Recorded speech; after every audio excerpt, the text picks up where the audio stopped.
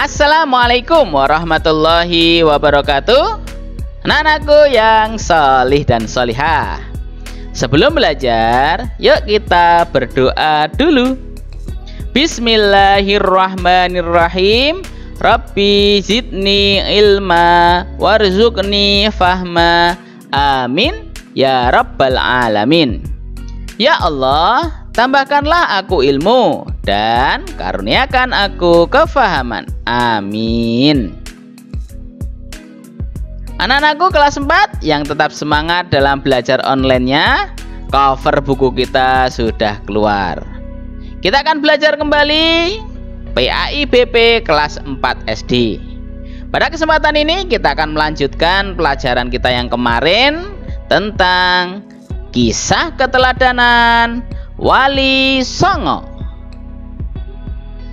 Pelajaran ke-10. Kemarin kita sudah belajar 2 sunan, masih ada 7 sunan lagi. Yuk kita pelajari bersama.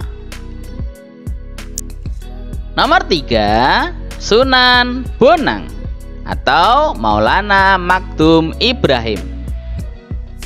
Ini dia gambarnya. Sunan Bonang adalah putra Sunan Ampel. Cara berdakwahnya dengan menyesuaikan kebudayaan Jawa saat itu, seperti wayang dan musik gamelan.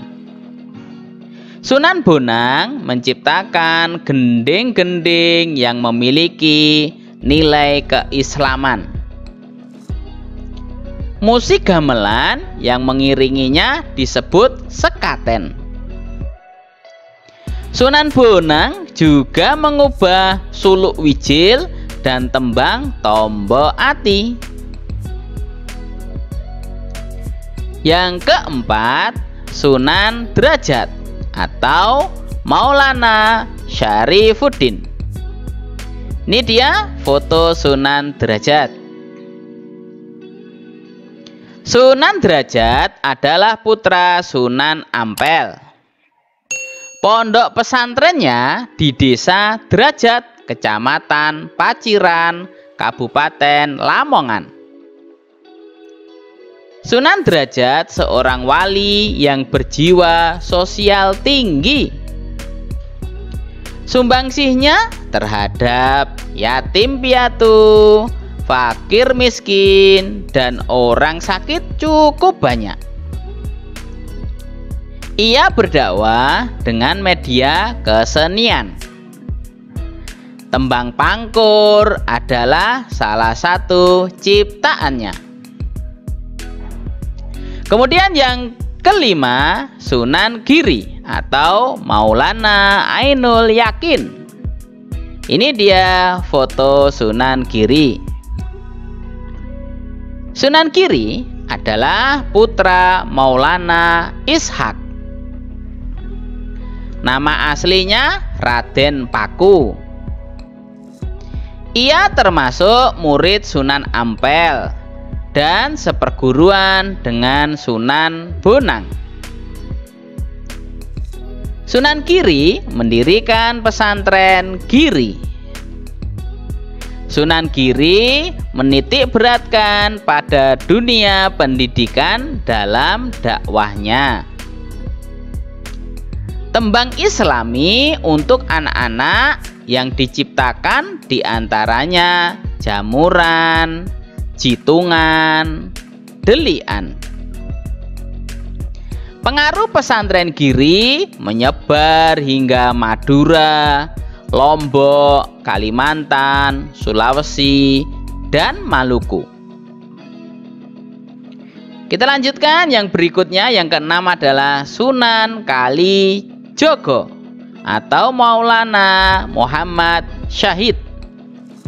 Ini dia foto Sunan Kalijogo. Sunan Kalijogo adalah putra Adipati Tuban. Adipati Tuban bernama Tumenggung Wilatikta atau Raden Sahur atau Sayyid Ahmad bin Mansur. atau Syekh Subakir. Ia adalah murid Sunan Bonang. Selain dikenal sebagai wali, juga dikenal sebagai budayawan dan seniman. Untuk sarana dakwahnya, Sunan Kalijaga juga menggunakan wayang kulit dan tembang suluk. Karyanya antara lain Ilir-ilir dan Gundul-gundul pacul. Itu adalah karya dari Sunan Kalijaga. Kemudian yang ketujuh adalah Sunan Muria atau Maulana Umar Said.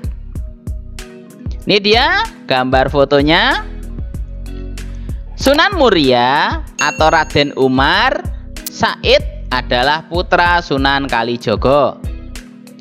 Sunan Muria dikenal sebagai guru tasawuf.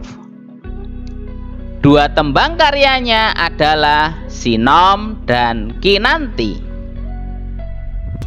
Sunan Muria tinggal di Gunung Muria yang terletak di sebelah utara kota Kudus, Jawa Tengah. Sunan Muria berdakwah dengan lembut melalui jalan kesenian. Sunan Muria dikenal sebagai sosok yang pendiam, tetapi sangat tajam fatwanya.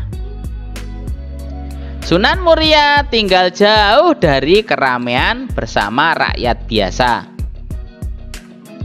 Tembang Sinom melukiskan ramah tamah dan nasihat. Dua tembang karyanya adalah Sinom dan Kinanti. Tembang Kinanti bernada gembira untuk dakwah dan filsafat hidup.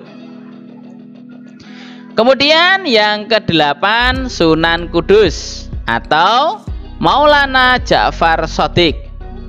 Ini dia foto Sunan Kudus. Sunan Kudus adalah putra Sunan Ngudung atau Raden Usman Haji. Ia mendapat gelar wali al-ilmi, yaitu orang yang berilmu luas, seperti ilmu tauhid dan fikih. Sunan Kudus mendapat kepercayaan dari Kesultanan Demak, menjadi panglima perang, penasihat sultan, dan hakim peradilan negara. Sunan Kudus banyak berdakwah di kalangan kaum penguasa dan piyayi Jawa. Murid Sunan Kudus diantaranya Sunan Prawoto, penguasa Demak, juga Arya Penangsang Adipati Jipang Panolan. Sunan Kudus membangun sebuah masjid di Kudus yang bernama Menara Kudus.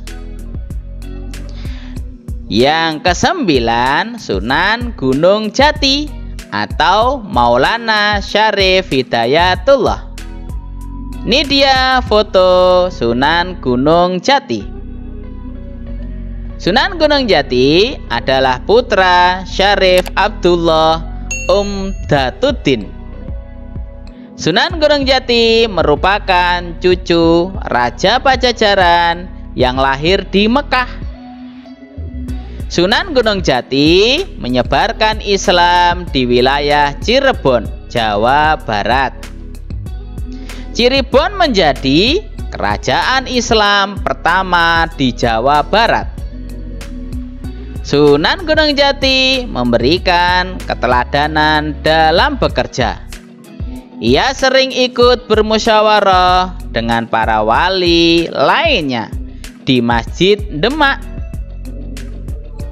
Dalam pembangunan Masjid Agung Sang Cipta Rasa, yaitu tahun 1480, Sunan Gunung Jati melibatkan para wali lainnya dan tenaga ahli yang dikirim oleh Raden Patah. Nasihat. Teladanilah sikap Wali Songo dalam hidup sehari-hari seperti berikut. Rajin belajar karena cinta ilmu pengetahuan, menolong teman yang butuh pertolongan, serta bertanggung jawab. Alhamdulillah, buku cover kita sudah muncul. Tandanya sudah selesai kita belajar tentang kisah Wali Songo. Setelah belajar, jangan lupa kita mengucapkan kalimat hamdalah. Alhamdulillahirabbil alamin. Segala puji bagi Allah, Tuhan semesta alam. Dari Pak Guru, kurang lebihnya mohon maaf. Wassalamualaikum warahmatullahi wabarakatuh.